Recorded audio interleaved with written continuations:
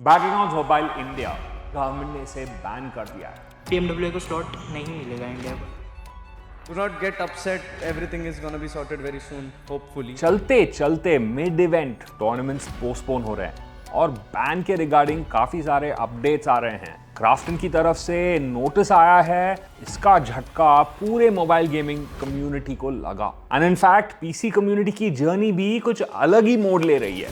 अगले हफ्ते एक नया वैलोरेंट का लैन भी आने वाला है, एंड तक जरूर देखना क्योंकि इतने सारे अपडेट्स के बीच में मैं नहीं विश करता कि आप कुछ भी मिस करो। मैं हूं राहुल अंदुजा और आप देख रहे हो esports this week powered by Global e sports.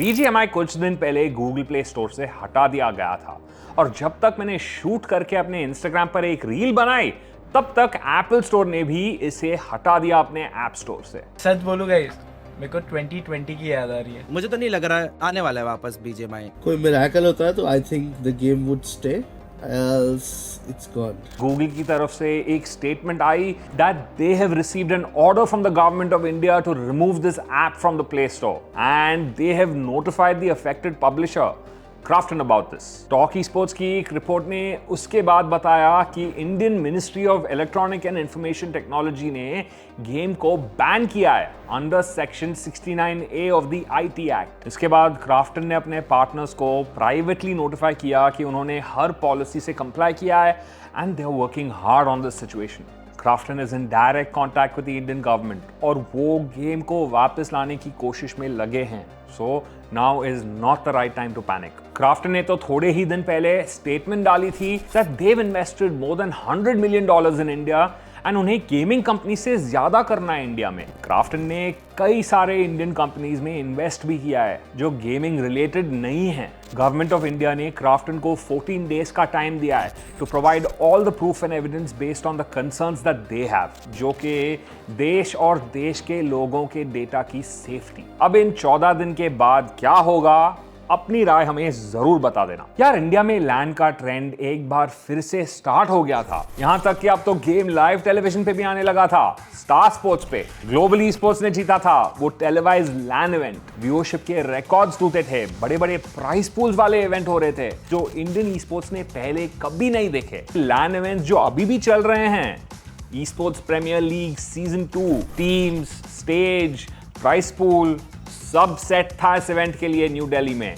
Postpone हो चुका है इंडेफिनिटली। इनफैक्ट एड्स भी बने थे इसके। बुरा तो लग रहा है कि इतना बड़ा इवेंट पोस्टपोन करना पड़ा with such a good looking stage यार। इस इवेंट के बाद और भी काफी सारे लैन इवेंट्स प्लान थे इंडिया में। PMI की भी तो बात करनी है, जहां हमारी टीम सोल और 7C स्पोर्ट्स देश को रिप्रेजेंट करने वाले हैं। उनका क्या होगा?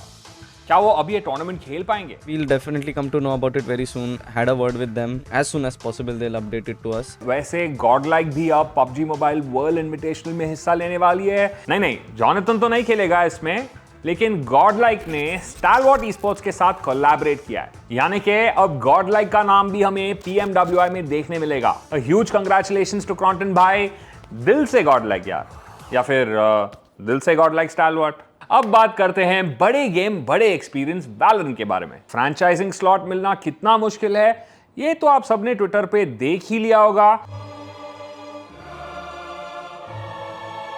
वैसे मोहित और ऋषि भी सिंगापुर गए थे कुछ स्पेशल काम से और उन्होंने लाइव स्ट्रीम से आप सबको सिर्फ जी वैलोरेंट रिलेटेड अपडेट्स ही नहीं बल्कि ई स्पोर्ट्स से रिलेटेड सारे अपडेट्स दिए हैं। तो आगे के अपडेट्स मिस नहीं करने के लिए उन्हें सब्सक्राइब जरूर कर लेना। बैंगलोर में भी एक लैन इवेंट की तैयारी हो रही है, e sports club challenger series number 8। 4 टीमें ऑलरेडी क्वालिफाई हो चुकी है ग्रुप स्टेजेस से। इस इवेंट पे और भी बहुत से कम्युनिटी इवेंट्स होने वाले हैं, meet and greets, community tournaments, giveaways and अभी तो फ्री टिकट्स भी मिल रहे हैं यार। ई स्पोर्ट्स क्लब के सोशल से रजिस्टर कर लो। गेम में एक ईस्टर एग आया है और इसके बारे में तो टॉक ई स्पोर्ट्स ने भी एक आर्टिकल लिखा है कि नेक्स्ट एजेंट शायद इंडियन ओरिजिन का होने वाला है। ये अभी तक कंफर्म नहीं हुआ तो don't quote me on this, but this should give you a clear idea right हमारे रीजन के बारे में कितना सीरियस है। और भी इवेंट्स हो रहे हैं सीन में। In fact next weekend Global Esports organize कर रहा है एक 2 रेडिएंट वर्सेस 5 डायमंड का लाइव स्ट्रीम, जिसमें Ted the Stoner plus 4 diamond friends का होगा मुकाबला एसके रॉसी और डीजे स्किल्स के साथ। ये इवेंट लाइव स्ट्रीम होने वाला है आने वाले संडे को ठीक शाम 7 बजे ग्लोबल ई-स्पोर्ट्स के वैलोरेंट चैनल पे। एंड व्हाट्स मोस्ट इंपॉर्टेंट, ये स्ट्रीम एक चैरिटेबल कॉज के लिए होगा।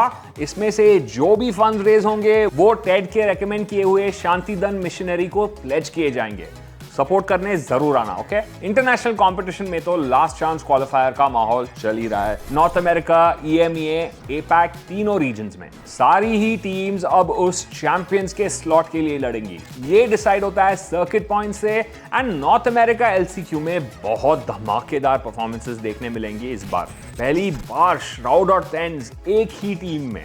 क्या सेंटिनल्स 2022 में चैंपियंस खेल पाएगी? EMEA LCQ में भी कुछ बड़े नाम हैं जो एक दूसरे से चैंपियन स्लॉट के लिए लड़ेंगे। G2 esports, M3 champions, guild, ascend, liquid, ये सारी ही टीम्स एक दूसरे को अच्छी तरह जानती है।